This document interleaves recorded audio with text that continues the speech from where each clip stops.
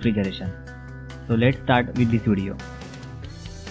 First of all, we will see the unit of refrigeration. The refrigeration effect, or simply refrigeration, is measured in unit called ton of refrigeration. It is also called as TR. By the book, it is the amount of refrigeration effect produced by the uniform melting of 1 ton of ice from and at 0 degree centigrade in 24 hours. In simple words, we can say that if we keep 1 ton of ice, that is 1000 kg of ice, at a 0 degree centigrade, and the refrigeration effect, or simply the cooling effect produced by it in 24 hours, is called as 1 ton of refrigeration. Now let's see the conversion of TR to the kilowatt. 1 ton of refrigeration is how much kilowatt? Since the latent heat of ice is 335 kJ per kg, latent heat is the amount of heat required to cause the phase change. In the definition, there is 1000 kg of ice and 24 hours is mentioned. Therefore, 1 TR is equal to 335 into 1000 kJ in 24 hours. 24 hours is equal to 24 into 60 minutes.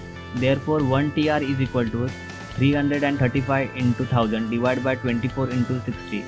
And the unit will be the kilojoule per minute. So it is equal to 332.6 kilojoule per minute. In actual practice, 1 ton of refrigeration is taken as equivalent to 210 kilojoule per minute.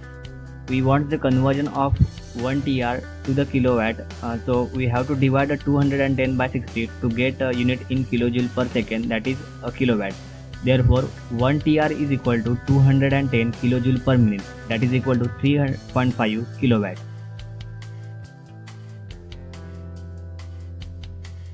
Moving to the next point, coefficient of performance, or simply COP. COP of refrigerator, it is the ratio of heat extracted in the refrigerator to the work done on the refrigerant. Therefore, theoretical COP of refrigerator is equal to Q by W. Here Q is amount of heat extracted, or amount of refrigeration produced, or the capacity of refrigerator, and W is the amount of work done. There is always difference between the theoretical COP and the actual COP. So new terms comes into picture, that is relative COP, and it is equal to the ratio of actual COP to the theoretical COP. Now let's see the COP of heat engine, COP of refrigerator, and COP of heat pump. To understand this COP, we will refer in general definition of COP. That is, it is the ratio of desired effect to the heat supplied or work required, that is the input energy supplied.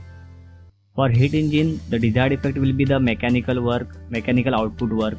For the refrigerator, desired effect will be the refrigeration effect, or simply cooling effect. And for the heat pump, the desired effect will be the heat delivered. Now let's see them one by one.